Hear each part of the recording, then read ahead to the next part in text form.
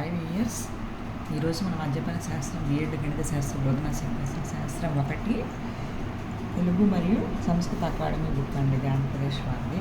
దీంట్లో భాగంగా 5వ అధ్యాయంలో ఉన్నాము.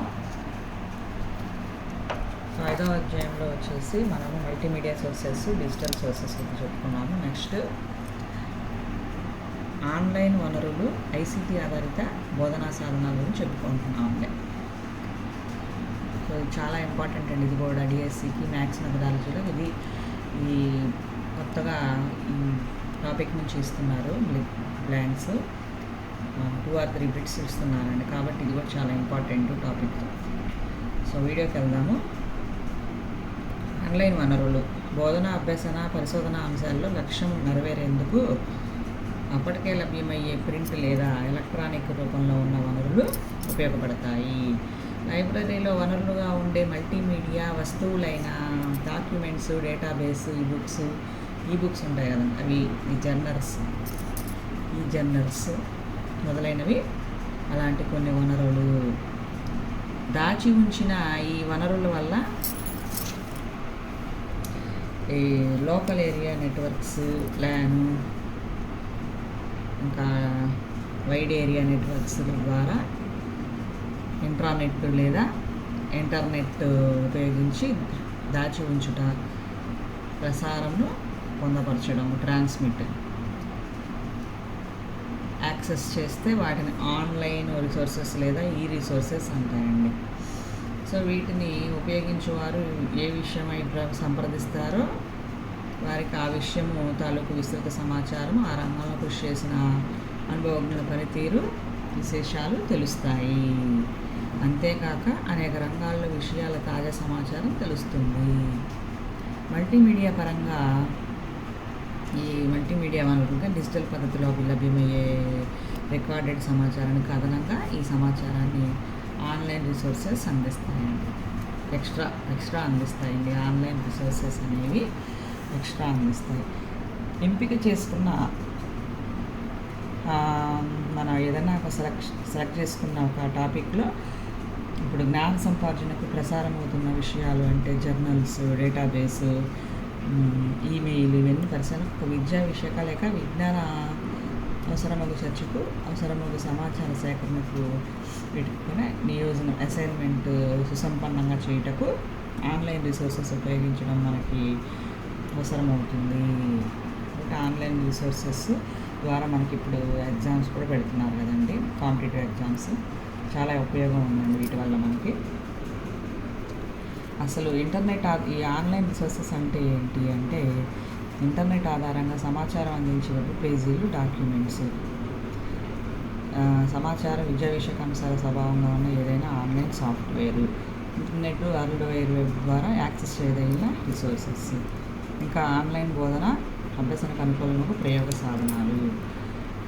అట్లాగే మనకు సమాచారాన్ని అందించడానికి ఈ ఆన్లైన్ రిసోర్సెస్ బాగా ఉపయోగపడుతూ ఉంటాయి. ఏదైనా టాపిక్ గురించి మనం లోతుగా విశ్లేషణ, అవగాహన చేసుకోవడానికి కూడా ఇవి చాలా ఉపయోగకరంగా ఉంటున్నాయి.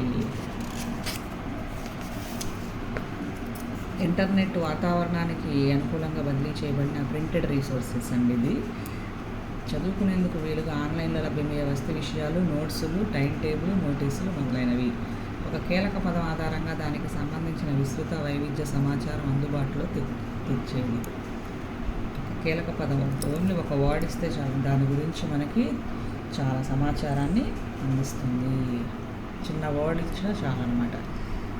ప్రస్తుత కాలం వరకు సమాచార కేంద్రాలుగా బోధనా, ఉపన్యాస, ప్రసంగాలు, పుస్తకాలు, కోర్సు మెటీరియల్స్ మాత్రమే ఉపయోగిస్తున్నాము.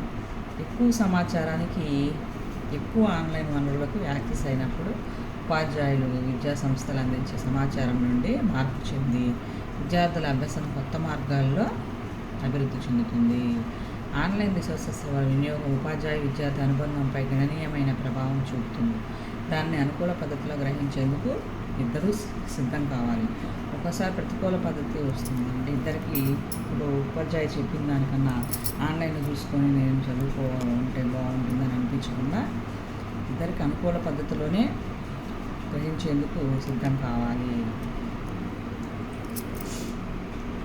ఆన్లైన్ రిసోర్సెస్కు ఈ సమాచార అక్షరాస్యత పెంపుకు ఏపీ ఏపీ ఏవి విశ్వసనీయమైన సమాచార వనరులు గుర్తించేందుకు, ఏది ఎప్పుడు సాధ్యమో పరిశీలనకు, నమ్మదగిన రికమెండేషన్స్పై ఆధారపడుటకు, అనుభవాన్ని షేర్ చేసేందుకు ఉపయోగించడం అనేది, ఇప్పుడు నేను మీకు నా అనుభవాన్ని మీకు షేర్ చేస్తున్నాను అట్లా అన్నమాట.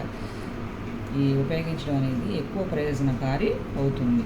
ఆన్లైన్ రిసోర్సెస్ను ఉపయోగించదలుచుకున్న వారు అనుకూలమైన సమయం, అనుకూలమైన ప్రదేశాలు, అనుకూలమైన పద్ధతి, సమాచారం వినియోగించే వారితో పరస్పరం అనుకూలం ఉండేలా ప్రయోజనాలు పొందవచ్చు. ఇటీవల కాలంలో కోవిడ్ ప్రభావం వల్ల ఆన్లైన్ కోచింగ్, ట్రైనింగ్ తరగతులు చాలా వినియోగంలోకి వచ్చాయి.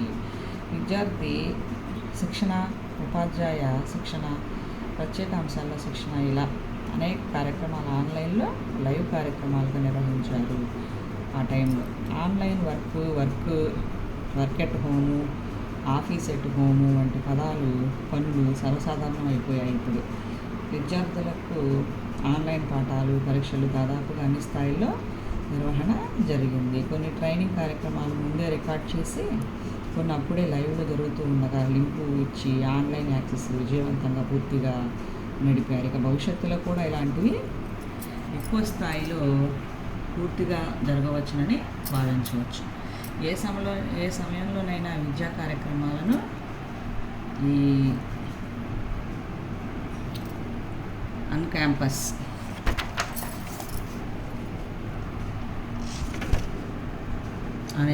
క్యాంపస్ అనే లేక ఆఫ్ క్యాంపస్గా ఆన్లైన్ రిసోర్సెస్ సహాయంతో నిర్వహించవచ్చండి. ఈ విధంగా మనకి ఆన్లైన్ రిసోర్సెస్ గురించి చెప్పుకోవచ్చు. ఇంతటితో వీడియో ఆపేస్తున్నాను. నెక్స్ట్ ఒక టాపిక్ రేపు చెప్పుకుందామండి. Thank you.